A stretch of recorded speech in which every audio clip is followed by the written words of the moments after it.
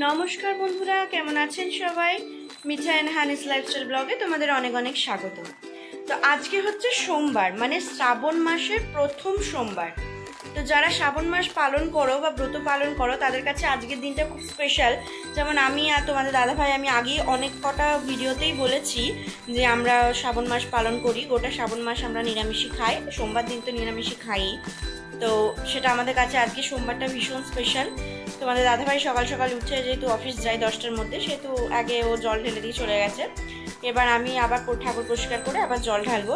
কিছু কিছু নিয়ম মেনে আমি জল ঢালি, যতটুকু আমি জানি তোমাদেরকে আমি ততটুকুই শেয়ার করার চেষ্টা করব। তো সকাল সকাল দেখছো আমার স্নান হয়ে গেছে, এবার শিব ঠাকুরের স্নান করার পালা। ওনাকে স্নান করাতে হয় তুমি তামার পাত্র নেবে, নয় পিতলের পাত্র, নয় পাথরের পাত্র। পাথরের পাত্র হলেই ভালো হয়, তবে এই তিনটের মধ্যে যে কোনো একটা পাত্র কিন্তু তুমি নিতে পারো। আর যেটা দরকার সেটা হচ্ছে ওনাকে পঞ্চামৃত অর্পণ করে স্নান করাতে হয় বা জল ঢালতে হয়। এই পঞ্চামৃতটা কি? 1 হচ্ছে দুধ, 2 হচ্ছে দই, 3 হচ্ছে ঘি, 4 হচ্ছে মধু, আর 5 হচ্ছে শর্করা মানে চিনি। তুমি কিন্তু মিষ্টি প্রসাদ দিয়েও এটা করতে পারো, অসুবিধা কিছু নেই, কিন্তু শর্করা যেহেতু আমি জানি সেহেতু আমি চিনি দিয়েই এটা করব।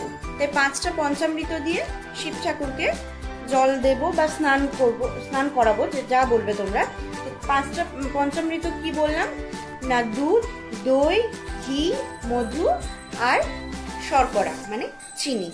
তো চলো দেখতে থাকো আজকের ব্লগটা। সারাদিনে কি কি খাওয়া দাওয়া হচ্ছে এবং ঠাকুরের পুজোয় কি কি থাকছে না থাকছে। ফুল বেলপাতা তো থাকছেই, তবে আমার কাছে কিন্তু এমনি বেলপাতা নেই, আমার কাছে রূপোর বেলপাতা আছে, আমি সেই বেলপাতা দিয়েই পুজো করি। আর একটা কথা, শিব ঠাকুর যদি বাড়িতে থাকে অতি অবশ্যই কালো শিব ঠাকুর মানে কালো পাথরের শিব ঠাকুর রাখবে। সাদা পাথরের শিব ঠাকুর কিন্তু ঘরে রাখতে নেই, সেটা সংসারের জন্য নয়, সেটা বৈরাগ্যদের জন্য। আর একটা কথা, শিব ঠাকুর যেখানে থাকবে সেখানে কিন্তু নন্দী মহারাজ যেন থাকে, আর যেন থাকে একটা সর্প। সেই সর্প পিতলের হতে পারে বা যে কোনো কিছুরই হতে পারে। তো আমার কাছে সর্পও আছে এবং নন্দীও আছে। তো চলো শুরু করা যাক আজকের পুজো। ওম নমঃ শিবায়। চলো দেখতে থাকো। এই যে এটা আমার শিব ঠাকুর, দেখতেই পাচ্ছ। তোমাদের দাদা ভাই দুধ গঙ্গা জল সব ঢেলে দিয়ে গেছে, ঘি মধু মাখি। এই যে আমার নন্দী মহারাজ শিব ঠাকুরের সামনে বসে আছেন, আর এই যে সর্প, আর এই হচ্ছে রূপোর বেলপাতা। তো এটা হচ্ছে আমার ছোট্ট শিব, এখানে পাশে আছে রূপোর ত্রিশূল, ত্রিশূলটা কিন্তু রূপোর। তো এটা হচ্ছে আমার ছোট্ট শিব, আমি এই শিবকেই পুজো করব। এখানে দেখতে পাচ্ছ আরেকটা শিব আছে, মাটির শিব। ঘরে কিন্তু তোমরা একটা শিবই রাখবে। হ্যাঁ, এবার বলতে পারো আমার ঘরে দুটো শিব কেন, মাটির শিব কেন? এই শিবটা কিছুদিন আগেই, বলতে পারো 2-3 মাস আগেই আমাদের ঘরে হোমযজ্ঞ করে একটা শান্তি ষষ্ঠান পুজো হয়, সেখানে এই শিবটিকে তৈরি করা হয়, মানে ব্রাহ্মণ মশাই তৈরি করেন। এবং এটাকে আমাদের এখন 1 বছর রাখতে হবে, 1 বছর পর আমরা জলে দিয়ে দেবো। তাই এটা এখন বলতে পারো এমনি আছে, 1 বছর পর উনি আর থাকবেন না, এটি 12 মাস থাকেন। বিগত 2-3 বছর আগে এই শিবটিকে আনা হয় ঘরে জল ঢালার জন্য। আর চেষ্টা করবে তোমরা আজকের দিনে শিব ঠাকুরের সমস্ত পরিবারের সবাইকে পুজো করার, মানে ওনার ছেলে, ওনার স্ত্রী, যেমন পার্বতী, কার্তিক, গণেশ, সবারই পুজো করার। তো তার জন্য আমার কাছে আছে শিব ঠাকুরের আরেকটি মূর্তি,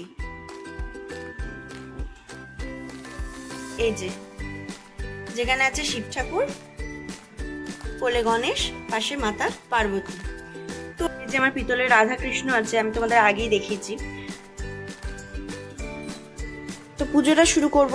এটা হচ্ছে আমাদের পাড়ার দুর্গা ঠাকুর, এটা হচ্ছে আমাদের পাড়ার, না এটা হচ্ছে কঙ্কালীতলার মা কালী। কঙ্কালীতলা আমরা সবাই নাম শুনেছি। আর এটা হচ্ছে আমাদের পাড়ার মা কালী, খুবই জাগ্রত বাদ করা মা কালী। চলো দেখতে থাকো ব্লগটা, আস্তে আস্তে আমি সব তোমাদের জানাবো।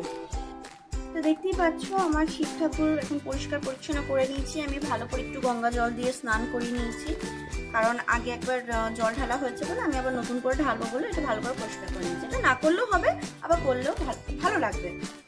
তো চলো শুরু করি। প্রথমে আমি ঘি মাখাবো। এই যে ছোট ছোট ঘিয়ের কোটো, মধুর কোটো আমার সব আলাদা আলাদা করে রাখা থাকে। তো প্রথমে আমি ঠাকুরকে ঘি মাখিয়ে নেব। তো এক এক করে আমি ঘি, মধু, দই, সব মাখিয়ে নেবো, তারপর দুধ গঙ্গা জল আলাদা আলাদা ঢালবো। আমি 3 রকমভাবে জল ঢালবো। একবার সব রকম কিছু মাখিয়ে আমি শুধু গঙ্গা জল ঢালবো, তারপরে মাখানোই থাকবে শিব ঠাকুরের ওপর আমি আলাদা করে দুধ ঢালবো। আর 3 রকমভাবে মানে লাস্ট হচ্ছে আমি একটা ঘটিতে দুধ, গঙ্গা জল, শর্করা, মধু, ঘি, দই সব একটা ঘটির মধ্যে নিয়ে মিক্সড করে সেটা আবার বাবার মাথায় ঢালবো। আমি 3 রকমভাবে ঢালবো, তোমরা একরকমভাবেও ঢালতে পারো, তোমরা নিজেদের মতোও ঢালতে পারো। আমি যতটুকু নিয়মাবলী জানি বা আমি এত বছর ধরে পেলে আসছি, আমি সেটাই তোমাদের সাথে শেয়ার করছি। কারণ এবছরের শ্রাবণ মাসটা নাকি খুব স্পেশাল, আমি যতদূর শুনেছি। দেখতেই পাচ্ছ থালায় রেখেছি দইও মাখিয়ে নেবো ঠাকুরকে। যেটা বলছিলাম, এবছরের শ্রাবণ মাসটা নাকি খুব শুভ। এইসব নিয়মকানুন মেনে তোমরা শিবকে পুজো করলে তোমাদের সকল মনস্কামনা পূরণ হবে, এরকমই কিছু আমি শুনেছি। তো আমি যেরকম নিয়ম মেনে প্রত্যেক বছর করি এবছরও করছি। আগের বছর আমি করতে পারিনি কারণ আমি আতুরে ছিলাম। আতুর কমপ্লিট হয়ে গেলেও স্নান তো করা হয়নি, কারণ অত ছোট 1-2 মাসের বাচ্চাকে নিয়ে তো স্নান করা যায় না, তাই আমি শিবের পুজো করতে পারিনি। কিন্তু মাসটা আমি প্রত্যেক সোমবারই পেলেছিলাম, গোটা মাসটা পালতে পারিনি কারণ তখন বাবু কাঁচা, তো একটা ফিডিংয়ের ব্যাপার ছিল। তাই আবার এই মাসে আবার প্রত্যেক বছরের মতোই শুরু করেছি। তো এইভাবে সব কিছু দিয়ে একটা পুষ্প দিয়ে আমি প্রথমে শুধু গঙ্গা জল দিয়ে ঠাকুরকে স্নান করাবো। স্নান করানোর সময় তোমরা বলবে ওং নমঃ শিবায়, ওং নমঃ শিবায়, ওং নমঃ শিবায় 3 বার বলবে, 3 বার জল ঢালবে। এরপর আমি যেটা ঢালবো সেটা হচ্ছে দুধ। দুধ ঢালার সময়ও তোমরা একই মন্ত্র বলবে। তোমরা এগুলো টুকটাক জানো, আমিও জানি, তোমাদের সঙ্গে আমার মন হলো তাই শেয়ার করছি। তোমরা যেটা জানো সেটাও করতে পারো। এবার এটা দেখতেই পাচ্ছ একটা ঘটির মধ্যে আমি দুধ নিয়ে নিয়েছি, গঙ্গা জল নিয়ে নিয়েছি। এবার এর মধ্যে মেশালাম চিনি, এবার মেশাবো একটু মধু আর একটু ঘি। এভাবে পুজো করলে আশা করছি বাবা ভোলানাথ সন্তুষ্ট হবেন। আমি ওনার গোটা পরিবারকেই পুজো করেছি, তোমরাও এইভাবে পুজো করো।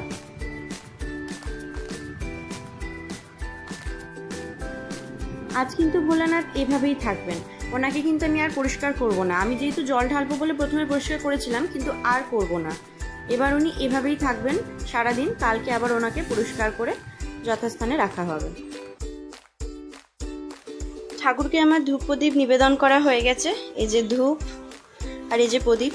তোমাদেরকে একটা কথা বলি, তোমরা যেন অতি অবশ্যই আজকে একটা ঘিয়ের প্রদীপ জ্বালাবে। দেখো আমি একটা তেলের প্রদীপ জ্বালিয়েছি, একটা ঘিয়ের প্রদীপ জ্বালিয়েছি। তো তোমরাও চেষ্টা করবে অতি অবশ্যই যেন একটা ঘিয়ের প্রদীপ জ্বালাতে পারো। আর এটা শুনে রেখো, আর এটা জেনে রেখো, তেলের প্রদীপ থাকবে শিব ঠাকুরের ডান দিকে আর ঘিয়ের প্রদীপ থাকবে শিব ঠাকুরের বাঁ দিকে। ঠিক আছে, এটা জেনে রেখো। ঘিয়ের প্রদীপটা দেবে শিব ঠাকুরের বাঁ দিকে আর তেলের প্রদীপ দেবে শিব ঠাকুরের ডান দিকে। তোমার আমার ডান দিক বা বাঁ দিক নয়, শিব ঠাকুর যেদিকে আছে তার উপর নির্ধারণ করে তোমরা এটা করবে। তো দেখতেই পাচ্ছ আজকে শিব ঠাকুর এভাবেই দই, ঘি, মধু, শর্করা এভাবে মেখে থাকবেন। আজকে ওনাকে পরিষ্কার করা হবে না একদম, আবার কালকে ওনাকে পরিষ্কার করা হবে। আর তো কেউ জল ঢালার নাই, তাই পুজো সম্পন্ন হলো। চলো দেখি আজকে লাঞ্চের কি মেনু, কি জোগাড় জানতে চলছে। যে একদিকে চলছে মুগের ডাল ভাজা, এটা কি হবে, আর এখানে হচ্ছে সবজি ভাজা এক এক করে। এই যে এটা কি হবে, মিক্স ভেজ নাকি? এই যে অর্ধেক ভাজা হয়ে গেছে, মিক্স ভেজ।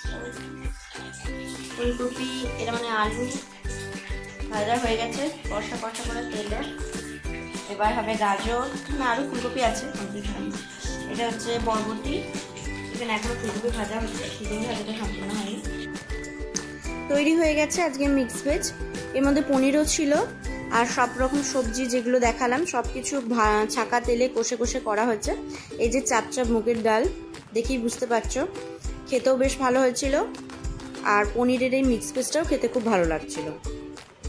দেখতেই পাচ্ছ তোমার দাদাভাই অর্ধেক খাওয়া হয়ে গেছে, আর সাথে ছিল আমড়ার চাটনি, ওর অর্ধেক খাওয়া হয়ে গেছে। মিক্স ভেজটা খেতে খুব সুন্দর ছিল। তোমরা যদি চাও আমি রেসিপিটা তোমাদেরকে অন্য একটা ব্লগে দিয়ে দেবো। খাওয়া দাওয়া শেষ করে আমরা বেরিয়ে গেলাম একটু ঘুরতে, মানে একটা শিবতলা যাচ্ছিলাম। বোলপুরে যারা থাকো তারা তো জানো, সুরুতেশ্বর শিবতলা সবাই চেনো, কিন্তু যারা থাকো না তারা জানবে না। আমাদের বাড়ি থেকে অনেকটাই ডিস্টেন্স, একটুখানি মিনিট 15-20 রাস্তায় যেতে হয় সুরুতেশ্বর শিবতলা। তো সোমবার তাই চলে গেলাম দুজনাতে প্রণাম করতে। সকালবেলা যাওয়া হয়নি, তাই ভাবলাম চলো দুপুরবেলা খাওয়া দাওয়া শেষ করে, মিঠাই ঘুমিয়ে গেছিল, ভাবলাম ঘুরে আসি। এই যে এটা হচ্ছে সুরুতেশ্বর শিবতলা, কি ভিড় দেখো। এখানেও ভোগ প্রসাদ খাওয়ানো হয়। নেক্সট সোমবার আমরা ঠিক করেছি এখানে ভোগ প্রসাদ খাবো। এই যে মূর্তিটা দেখতে পাচ্ছ, এটা পাথরের, খুব সুন্দর এবং অনেকটাই বড়। পরিবেশটাও খুব সুন্দর ছিল।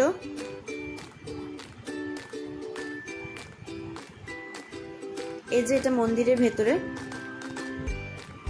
সব থেকে বড় কথা, আজকে ওয়েদারটা খুব সুন্দর ছিল। এটা মন্দিরের গর্ভগৃহ।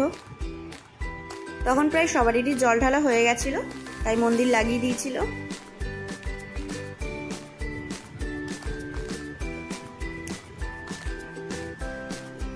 এটা হচ্ছে মন্দিরের চারিপাশটা, ঘুরে ভালো করে তোমাদের দেখালাম। এরকম কারুকার্য করা আছে, এরকম ছবি আঁকা আছে।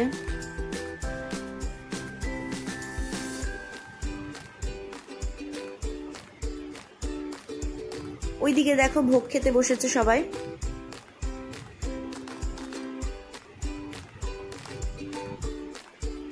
এই যে নন্দী মহারাজ সামনে বসে আছেন।